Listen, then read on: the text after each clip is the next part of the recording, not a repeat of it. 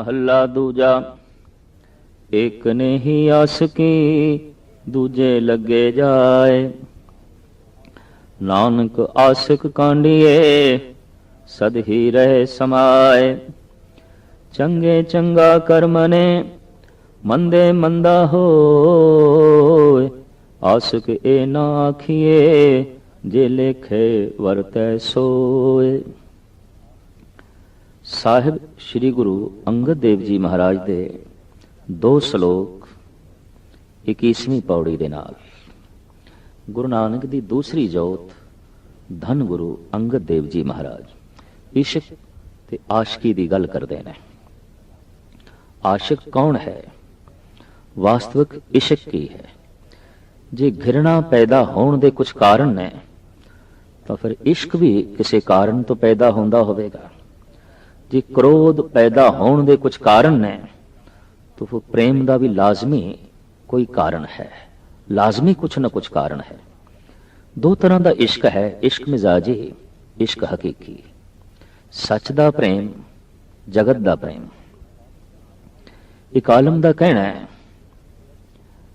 कि जब हुस्न नहीं तो इश्क भी पैदा नहीं होता, बुलबुल गिले दीवार पर शायदा नहीं होता।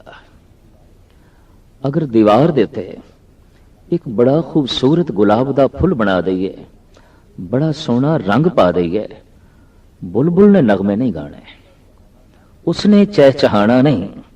इश्क हकीकी हुसन मंगदा है, इश्क हकीकी जिंद जान का सुहप्पण मंगदा है।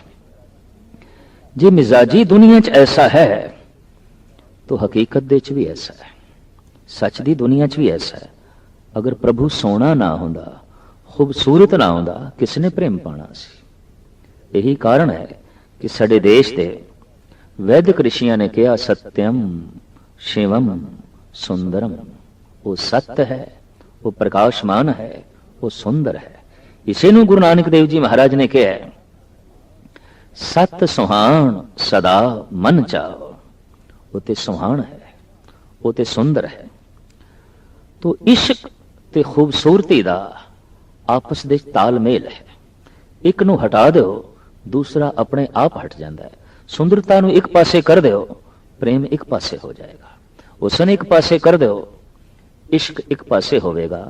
इश्क ते हुसन दा चोली दामन दा साथ है।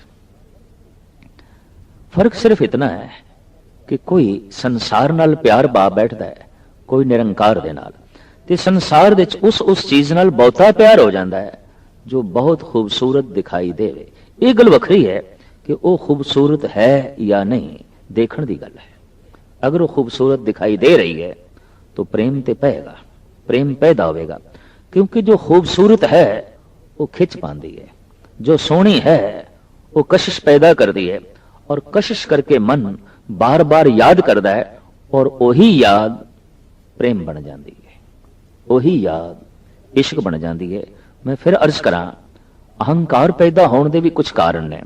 कुछ स्तंभां दे उत्ते अहंकार खड़ा है, किसी बुनियाद ते ही लोभ खड़ा है, क्रोध खड़ा है। तो इश्क की कोई बुनियाद होनी चाहिए।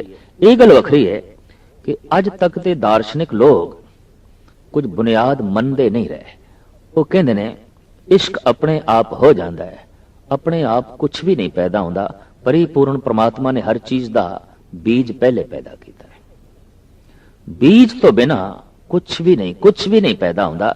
ये सिर्फ क्यास आराइयां हो सकदियां ने, सिर्फ मनुख की कल्पना हो सकती है कि इश्क अपने आप पैदा होता है, कतई अपने आप नहीं पैदा होता।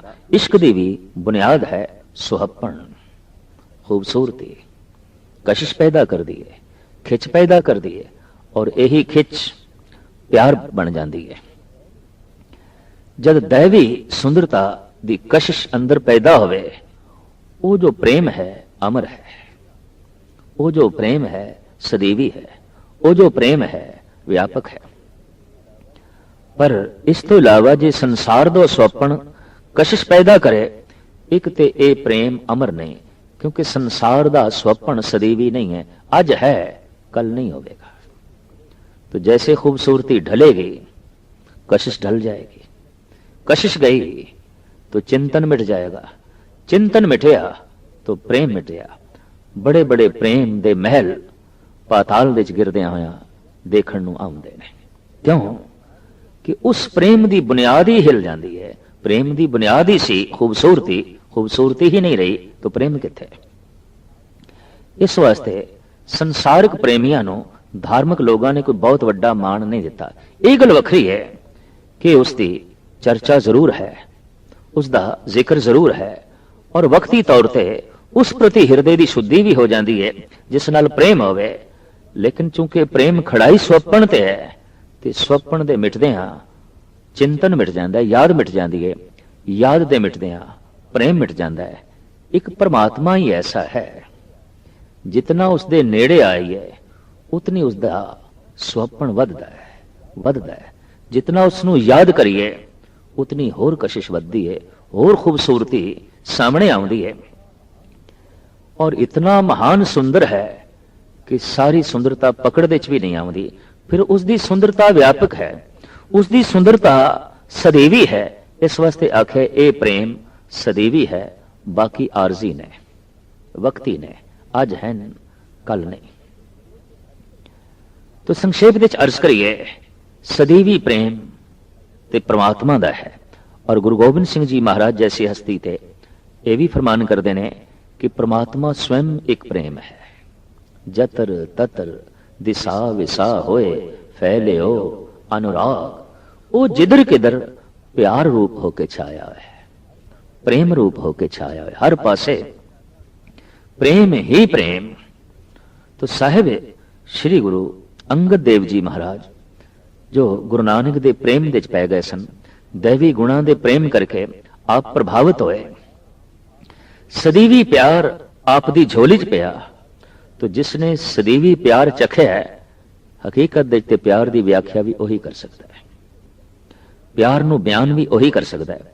तो साहब कह रहे ने एक ने ही आसकी दूजे लगे जाए, एक आदि आशकी।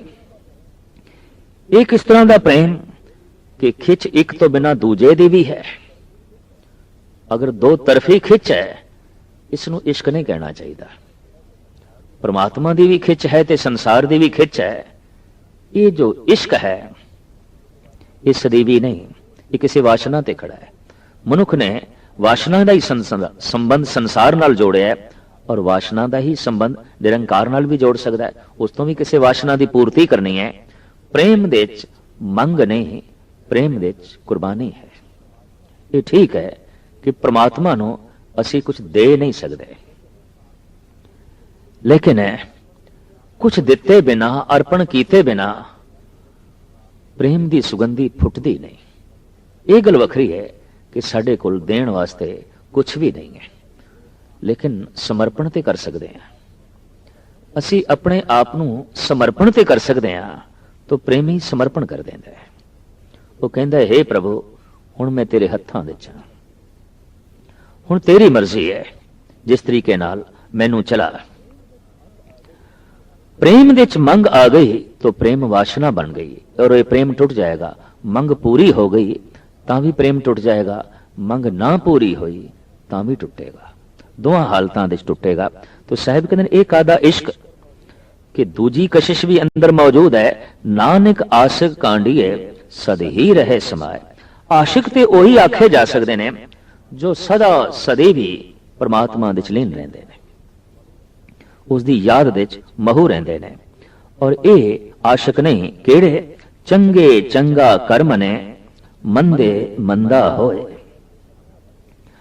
कुछ ऐसी घटना घट गई जिस तो दुख मिलया और कुछ ऐसी घटना घट गई जिस तो सुख मिलया। एक नू आख्या है परमात्मा तू चंगा कीता है, तो एक घटना नू आख्या तू माड़ा कीता है।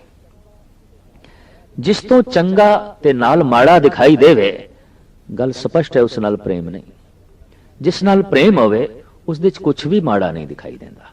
असीं ते संसार दे तल ते ही देखते हैं कि जिस नाल खिच है, जिस नाल पकड़ है, उस दे औगण भी गुण दिखाई देंदे ने आम संसार दे च।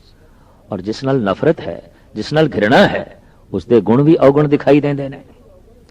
तो परमात्मा दे च कोई अवगुण ही नहीं, गुण ही गुण ने। ਉਸ ਤੋਂ ਜੋ ਕੁਝ ਵੀ ਹੋਵੇਗਾ ਚੰਗਾ ਹੀ ਹੋਵੇਗਾ।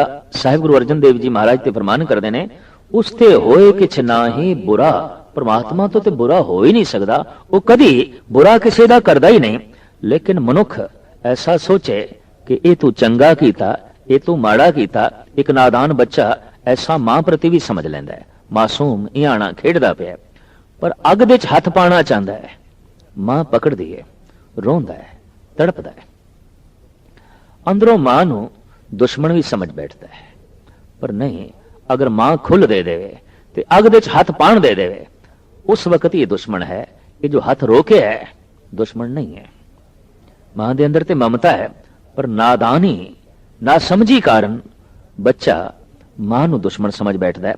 ਇਸੇ ਤਰੀਕੇ ਨਾਲ ਆਮ ਨਾ ਸਮਝ ਬੰਦੇ ਕਈ ਦਫਾ ਕਹਿ ਦਿੰਦੇ ਨੇ, ਹੇ ਪ੍ਰਮਾਤਮਾ ਇਹ ਤੂੰ ਚੰਗਾ ਨਹੀਂ ਕੀਤਾ, ਇਹ ਤੂੰ ਚੰਗਾ ਕੀਤਾ ਹੈ, ਇਹ ਤੂੰ ਚੰਗਾ ਨਹੀਂ ਕੀਤਾ। तो गुरु अंगद देव जी महाराज फरमान करते हैं, चंगे चंगा कर मने मंदे मंदा होए, आसक ए ना आखिए जे लेखे वरते सोए। इस तरह का जो लेखा करता है भी ये चंगा है ते ये माड़ा है, इस तरह के लेखे च जीण वाला मनुख आशिक नहीं है, रब दा प्रेमी नहीं है। दूजा श्लोक साहिब गुरु अंगद देव जी महाराज दा, सलाम जवाब दोवें करे मुंडो गुत्था जाए।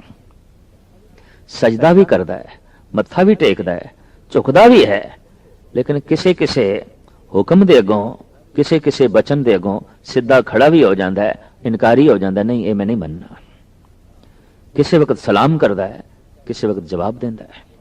जिसदा सलाम जवाब ते खड़ा है उसदा सलाम पखंड होगा। जिसदा प्रेम किसे मंग ते खड़ा है वो प्रेम नहीं, वो ते वासना है।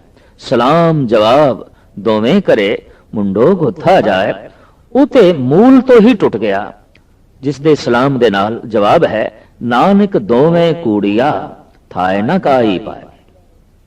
इसदा सलाम भी कूड़ा है, इसदा जवाब भी कूड़ा है। ये दोवें गल्लां इसदियां कूड़ियां ने, ये प्रभु दी दरगाह दे स्थान नहीं प्राप्त कर सकदा। पौड़ी जित सेविए सुख पाइए सो साहिब सदा संभालिए। जिस दी सेवा कीतियां सदैवी सुख दी प्राप्ति होवे, उस प्रभु दा चिंतन लाजमी ते सदैवी करना चाहिए।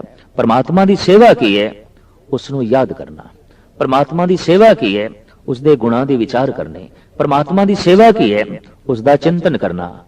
बाकी उसदी सेवा इस रूप दे च नहीं जैसे कि असी जगत दे च करते हैं, क्योंकि वो मुताज नहीं, वो लोड़वंद नहीं, बस सिर्फ उसनू याद करना है। तो याद भी क्यों करिए, उस नाल संबंध जुड़ जाता है। अगर जड़ा नू भुल जाए, दरख्त शाखा जड़ा नू भुल जान, किस तरह रह सकणगियां। इस तरीके नाल परमात्मा नू कोई भुल जाए, उहदा ते मूल सता नाल ही संबंध टुट जाता है। इस वास्ते साहिब कहंदे ने, याद करदियां ही मूल सता नाल संबंध जुड़दा है। तो सेवा करनी की है, उसनू याद करना। फिर सतगुरु गुरु नानक देव जी महाराज फरमान करते हैं, एक गल चेते रख मनुख, जित कीता पाइए अपना सा घाल बुरी क्यों घालिए। तू अपना कीता आप भोगेगा, दूजा तीजा चौथा पंजवा नहीं भोगेगा। इस वास्ते बुरी घालना प्रति सुचेत रवी, सावधान रवी। जो तू बीज रहे हैं ये तू वड्डेगा, लाजमी वड्डेगा। हो सकता है कि जमीन दे उत्ते बोवे कोई ते वड्डे, कोई दरख्त कोई लावे ते फल कोई खावे, ऐसा असीं देखते हैं। लेकिन धार्मिक दुनिया दे ऐसा नहीं है। इत्थे ते जो बीजदा है वही खांदा है। एक आलम दा कहना है, जो तू बीज चुके हैं हुण मेरे कोल कोई इलाज नहीं कि तू उसदा फल ना भोगे। यार राह खुद करदा राह इलाज नेस्त, करदनी ख्वैश ओ आमदनी पेश। जो तू कर चुके हैं वो तेरे सामने आने वाला है, जो तू बीज चुके हैं वो तेनू खाना पड़ेगा। कारण प्रभु का एक नियम कि आप बीज आपे ही खाए, इते कर्म भूमि है। तो साहिब गुरु नानक देव जी महाराज फरमान करते हैं, जित कीता पाइए अपना सा घाल बुरी क्यों घालिए। ऐसी बुरी घालना नहीं घालनी चाहिए। तो बुरी घालना केड़ी है, जो दूजे ਲਈ बुरी होवे ਉਹੀ बुरी घालना है। मेरे कीते दे नाल ਕਿਸੇ ਨੂੰ ਕਿਸੇ ਵੀ ਤਲ ਤੇ ਹਾਨੀ ਪਹੁੰਚੇ, ਕਿਸੇ ਦਾ ਕਿਸੇ ਵੀ ਤਲ ਤੇ ਬੁਰਾ ਹੋਵੇ, ਬਸ ਉਹੀ ਬੁਰੀ ਘਾਲਣਾ ਹੈ, ਹੋਰ ਕੋਈ ਬੁਰੀ ਘਾਲਣਾ ਨਹੀਂ ਹੈ। ਇਸ ਵਾਸਤੇ ਸਤਿਗੁਰ ਕਹਿੰਦੇ ਨੇ ਇਸ ਤਰ੍ਹਾਂ ਦੀ ਅਗਰ ਬੁਰੀ ਘਾਲਣਾ ਤੂੰ ਘਾਰ ਲੈ ਜਿਸ ਨਾਲ ਕਿਸੇ ਦਾ ਬੁਰਾ ਹੋ ਜਾਏ, ਆਰਥਿਕ, ਸਰੀਰਕ, ਮਾਨਸਿਕ ਜਾਂ ਉਸ ਦਾ ਧਾਰਮਿਕ, ਕੁਛ ਵੀ ਉਸ ਦੀ ਹਸਤੀ ਨੂੰ ਚੋਟ ਪਹੁੰਚੇ, ਤਾਂ ਮਹਾਰਾਜ ਕਹਿੰਦੇ ਨੇ ਇਹ ਚੋਟ ਵਾਪਸ ਆਵੇਗੀ, ਇਹ ਤੈਨੂੰ ਭੋਗਣੀ ਪਏਗੀ। ਇਸ ਵਾਸਤੇ ਮੰਦਾ ਮੂਲ ਨਾ ਕੀ ਚਈ, ਦੇ ਲੰਮੀ ਨਦਰ ਨਿਹਾਲੀਏ।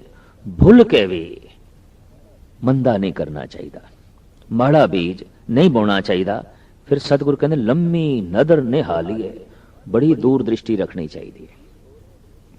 ਸਿਰਫ ਇਹ ਨਹੀਂ ਕਿ ਬੀਜ ਬੋ ਰਹੇ ਦ੍ਰਿਸ਼ਟੀ ਉੱਥੇ ਰੱਖ, ਫਲ ਤੇ ਵੀ ਦ੍ਰਿਸ਼ਟੀ ਰੱਖ ਕਿ ਇਸ ਦੇ ਚੋਂ ਫਲ ਕੀ ਨਿਕਲੇਗਾ। ਦੂਰ ਦ੍ਰਿਸ਼ਟ ਮਨੁੱਖ ਉਹ ਹੈ ਕਿ ਇੱਕ ਕਦਮ ਉਹ ਚੱਲਿਆ, ਨਿਰਾ ਉਸ ਇੱਕ ਕਦਮ ਨੂੰ ਨਹੀਂ ਦੇਖਦਾ, ਉਹ ਵੇਖਦਾ ਹੈ ਕਿ ਮੇਰਾ ਆਖਰੀ ਕਦਮ ਕਿੱਥੇ ਹੋਵੇਗਾ, ਜਿਸ ਮਾਰਗ ਤੇ ਮੈਂ ਚੱਲਿਆ। ਜੋ ਬੀਜ ਮੈਂ ਬੋਇਆ ਹੈ ਇਹਦਾ ਫਲ ਕੀ ਹੋਵੇਗਾ, ਬਸ ਦੂਰ ਦ੍ਰਿਸ਼ਟ ਦੀ ਇਹ ਪਹਿਚਾਨ ਹੈ ਕਿ ਉਹ ਕਰਮ ਕਰਨ ਲੱਗਿਆ ਉਸ ਦੇ ਫਲ ਨੂੰ ਵੇਖ ਸਕੇ। ਇਸ ਤਰ੍ਹਾਂ ਦੇ ਮਨੁੱਖਾਂ ਨੂੰ ਕਹਿੰਦੇ ਨੇ ਦੂਰ ਦ੍ਰਿਸ਼ਟ। ਆਮ ਜਿਹੜੀ ਇਹ ਕਹਾਵਤ ਆਉਂਦੀ ਹੈ ਫਲਾਣਾ ਬੰਦਾ ਦੂਰ ਦ੍ਰਿਸ਼ਟ ਹੈ, ਫਲਾਣਾ ਬੰਦਾ ਦੂਰ ਦ੍ਰਿਸ਼ਟ ਹੈ, ਕਤਈ ਨਹੀਂ। ਦੂਰ ਦ੍ਰਿਸ਼ਟ ਉਹ ਹੈ ਬੋਂਦਾ ਪਿਆ ਬੀਜ ਲੇਕਿਨ ਦ੍ਰਿਸ਼ਟੀ ਫਲ ਤੇ ਹੈ, ਚਲਿਆ ਇੱਕ ਕਦਮ ਲੇਕਿਨ ਦ੍ਰਿਸ਼ਟੀ ਮੰਜ਼ਿਲ ਤੇ ਹੈ, ਬਈ ਇਹ ਪੈਰ ਮੇਰੇ ਪਹੁੰਚਣਗੇ ਕਿੱਥੇ।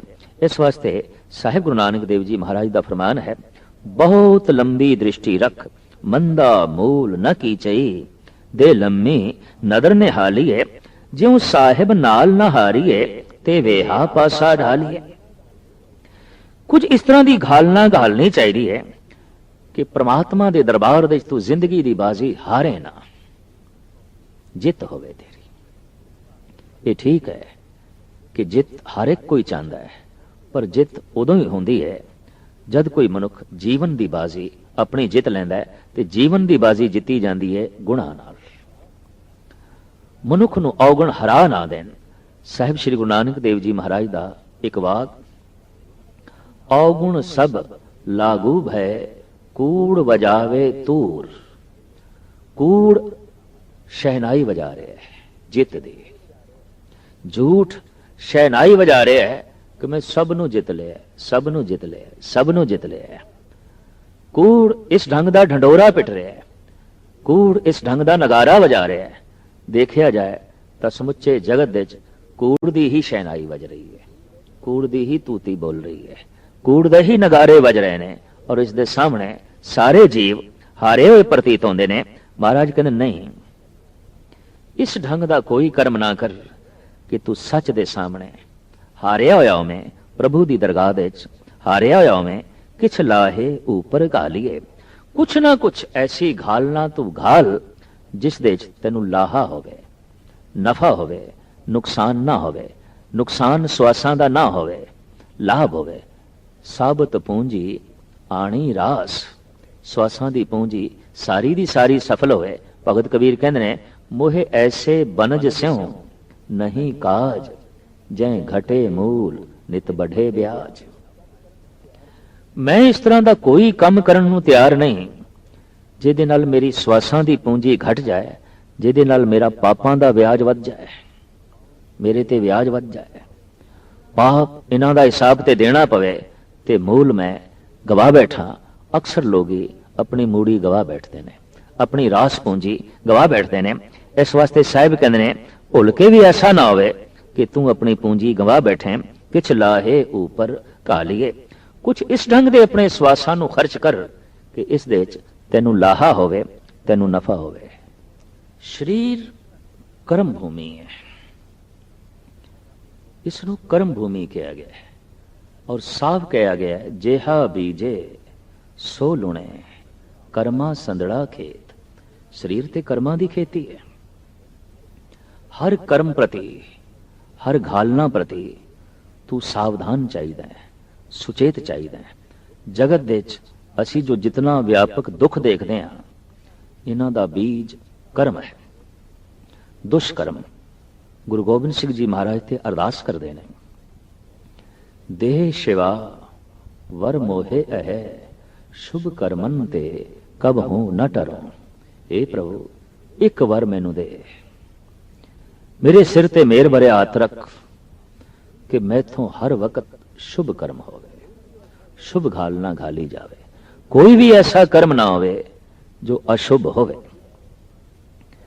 कर्मां दी इस बाजी बारे साहिब श्री गुरु अर्जन देव जी महाराज दे वाक, किरत कर्म के बीचड़े कर किरपा मेलो राम।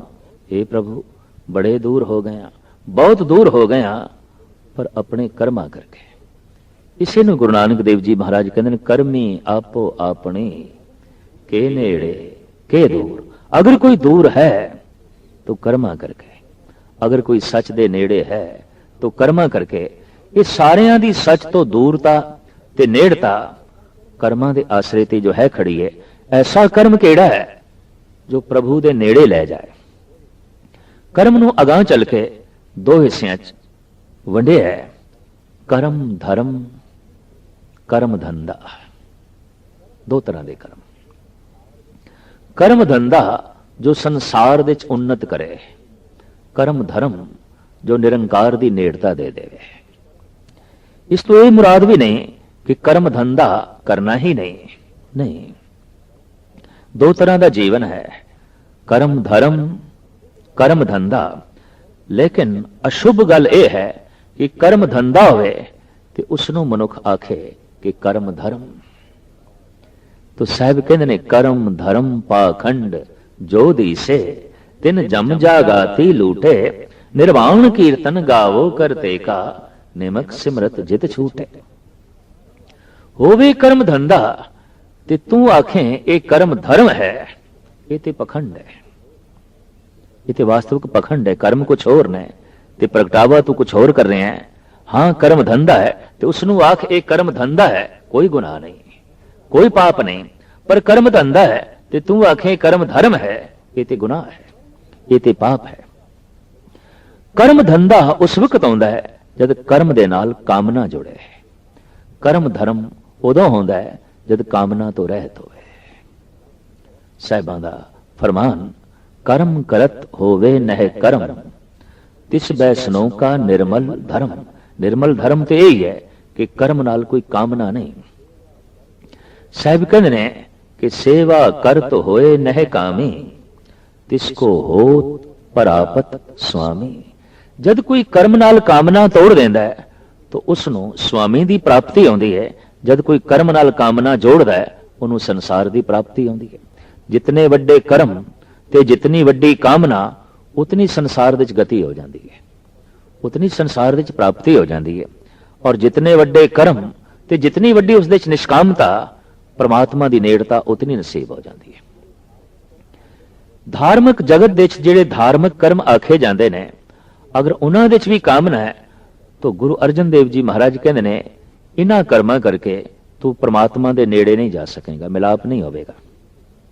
पाठ पढ़ियो और वेद विचारियो, निवल भयंगम साधे, पंच जनास्यों संग न छुटक्यो, अधिक अहम बुध बाधे, प्यारे इन विध मिलन न जाई, मैं किए कर्म अनेका, हार पर्यो स्वामी के द्वारे, दीजे बुद्ध विवेका।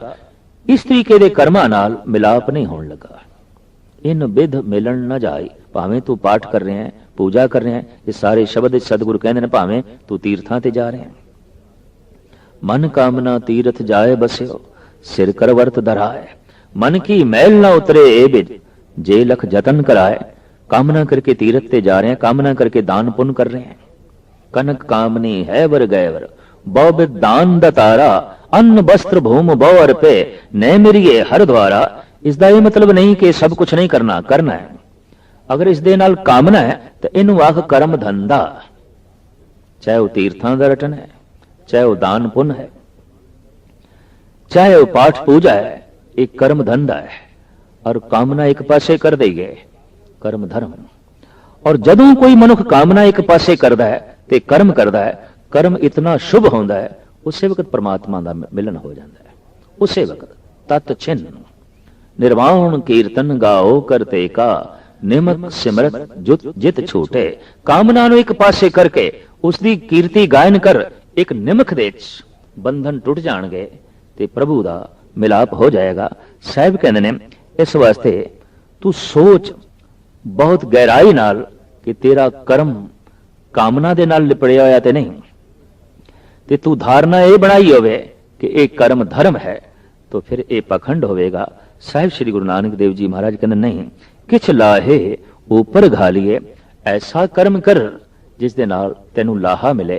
ते लाहा सब तो वड्डा है परमात्मा दे नाम दा, नुकसान सब तो वड्डा है कि मनुख अध्यात्मक रस गवा बैठे। रोज रोज ये नुकसान हो रहा है, दिखाई नहीं दे रहा। सतगुरु तो इत्थे तक कहने, लाहे को तू ढीला ढीला, टोटे को बेग उठदा आया। नफे ਲਈ ਤੇ ਤੂੰ ਬਿਲਕੁਲ ਆਲਸੀ ਹੈ, ਢਿੱਲਾ ਹੈ, ਟੋਟ ਨੁਕਸਾਨ ਲਈ ਭਜਿਆ ਫਿਰਦਾ ਹੈ। ਮਨੁੱਖ ਦੀ ਜੀਵਨ ਭਰ ਦੀ ਭਜ ਦੌੜ ਅਧਿਆਤਮਕ ਨੁਕਸਾਨ ਹੀ ਪੈਦਾ ਕਰਦੀ ਹੈ। ਅਧਿਆਤਮਕ ਖੁਸ਼ੀਆਂ ਸਭ ਲੁੱਟ ਜਾਂਦੀਆਂ ਨੇ, ਸਬਰ ਸੰਤੋਖ ਚੈਨ ਸਕੂਨ सब चला जाता है। प्राप्त की होया, अगर ये सब कुछ चला गया तो प्राप्त की होया, सिवाय नुकसान तो होर की पल्ले पे है। इस वास्ते साहिब श्री गुरु नानक देव जी महाराज प्रमाण करते हैं, कुछ ना कुछ ऐसा कर्म कर जिस दे नाल तैनू सकून सबर शांति आनंद दा जिहड़ा लाहा है ये प्राप्त होवे।